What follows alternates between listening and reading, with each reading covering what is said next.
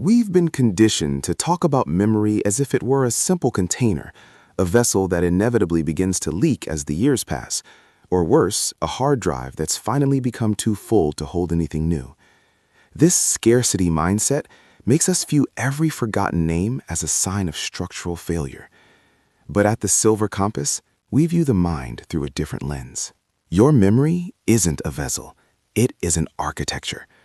Think of it as a vast, interconnected cathedral of experiences, built stone by stone over decades. Every hallway represents a decade lived. Every stained glass window is a person loved or a lesson learned. And like any great masterpiece of architecture, this structure is not static. It is alive. A cathedral doesn't stop being magnificent just because it is old. In fact, that is when it is most ready for expansion. No matter how long your mental structure has been standing, it can be reinforced. It can be beautified. You have the power to add new wings, to polish old galleries, and to install modern light where there was once shadow. Age isn't a limitation. It is the foundation that makes the new additions possible. Today, we are moving away from the fear of the senior moment. We are putting down the leaky bucket and picking up the blueprint. It's time to stop worrying about what you might lose and start deciding what you will build. You are no longer the tenant of a fading archive. You are the architect. The blueprint is ready. The journey begins now. The most persistent myth we face as we age is the full hard drive theory. It's the nagging fear that our brains have finally run out of space, that for every new name we learn, an old memory must be deleted to make room. We treat our minds like an overstuffed closet. But neuroscience tells a far more inspiring story. Your brain isn't a finite storage unit. It is an ever-expanding web. In fact, being a silver learner gives you a massive biological edge. Why? Because of your history. A 20-year-old might learn a new fact in total isolation with nothing to anchor it to. But you have a lifetime of existing knowledge. You possess more mental hooks than you did in your youth. Every piece of new information doesn't just sit there. It finds a home. This is the power of associative encoding. When you learn a new language or a digital skill, your brain doesn't just save the file. It attaches it to a rich, existing history of context. You connect the new to the known. You aren't just memorizing a string of data. You are integrating it into the tapestry of your life. The more you know, the easier it becomes to know more. In our second act, we move beyond the rote repetition of school days. We don't just memorize, we integrate. We don't just record, we synthesize. Your hard drive isn't full. It's just finally experienced enough to understand how everything fits together. Your mind is ready for the next layer. To truly master the architecture of the mind, we must look backward before we can move forward. We must reach for the tools of the ancients. Long before the era of digital clouds and printed encyclopedias, the Greeks and Romans relied on a technique so powerful it allowed them to memorize entire epics. They called it the method of loci, but today we know it by a more poetic name, the memory palace. The secret lies in a fascinating quirk of our evolution. Our brains are far better at remembering locations than abstract data. The memory palace is the art of taking that new information, a list of words, a set of instructions, or a complex concept, and physically placing it within a space you already know by heart. Think of the home you've lived in for decades, or the winding paths of your favorite park. These aren't just places, they are your most reliable storage devices. Imagine walking through your front door. In your mind's eye, you place a new Italian verb on the coat rack. You leave a digital tip on the kitchen island. By anchoring the unknown to the deeply known, you change the very nature of recall.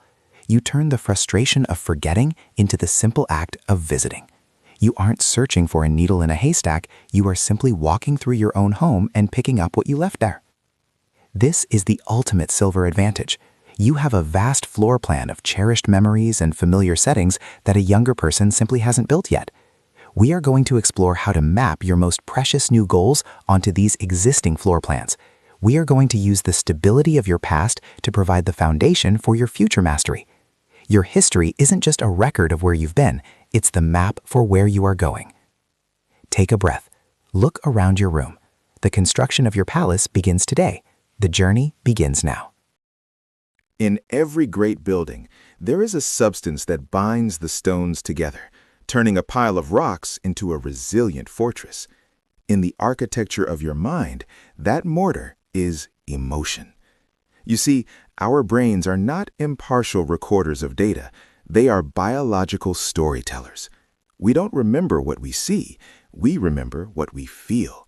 Without emotion, information is just dust on the wind, but with it, a memory becomes a monument. Too often, when we try to learn something new later in life, we approach it with a sense of dread. We fear the senior moment. We fear looking foolish. This negative emotion acts like a repellent, preventing new information from sticking to our existing neural architecture. If your heart is heavy with the fear of failure, your brain will prioritize that fear over the actual lesson. It's like trying to build a wall with dry sand. But as silver learners, we have a secret weapon, the joy of the novice. This is the choice to approach a new language, a new instrument, or a new digital tool with genuine childlike wonder. When you laugh at your own mistakes or feel a genuine spark of curiosity about a new concept, you are creating an emotional anger.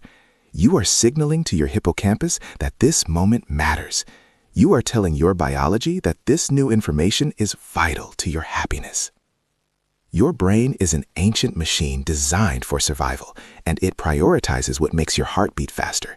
When you infuse your learning with excitement, you are effectively highlighting that memory in bright, indelible ink. You aren't just studying, you are experiencing. So let go of the dread. Lean into the wonder. Make your heart a part of the blueprint. We often berate ourselves for forgetting the misplaced keys, the name that vanishes the moment it's introduced, the fact that slips through our fingers like water. But here is a liberating truth from the world of neuroscience. Most of our forgetting isn't a failure of memory at all. It is a failure of noticing. We cannot retrieve what we never truly stowed away. We are trying to build a cathedral on a foundation of mist. So, how do we start building a permanent structure today? We use the 6-second rule. Research suggests that the human brain requires a specific window of focused, uninterrupted attention, roughly 6 seconds, to move information from the fragile loading dock of short-term memory into the permanent archives of the long-term. Think of it as the curing time for a new memory. When you meet someone new or encounter a new coordinate on your digital map, don't just glance and move on. Pause. Truly observe the curve of the letters, the rhythm of the name, or the color of the icon. Count it out if you have to. In those 6 seconds of stillness, you are doing the heavy lifting of a mental architect. You are laying the first solid brick of a structure that will last a lifetime. 6 seconds is all it takes to transform a fleeting ghost into a permanent resident of your mind. It is the smallest investment with the highest cognitive return. You aren't just paying attention, you are claiming ownership. Slow down to speed up. The journey begins now. Before we close the blueprints for today, I want you to look back at the areas of your life where you've let the dust settle. What is the one thing you've given up on remembering?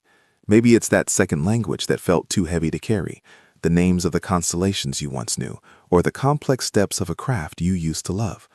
We often tell ourselves it's gone, but in the Silver Compass philosophy, nothing is ever truly lost. It's just misplaced. It is time to go back and build a room for it. Using the tools we've discussed, the mental hooks, the emotional anchors, and the 6-second pause, you can renovate those neglected corners of your mind. You aren't just remembering, you are reclaiming a piece of yourself. You are expanding your cathedral to make room for the person you are becoming today. I want to hear about your progress. Tell me in the comments, what are you ready to reclaim? What is the first brick you're laying in your new memory palace? When we share our goals, we turn our individual architectures into a global gallery of growth. Let's build this neighborhood of the mind together. I'm Duquemarino. As you step out into your world, keep your curiosity sharp, keep your compass pointing north, and I'll see you in the halls of your own making. Look around. The walls are rising, and the view is spectacular. The journey truly begins now.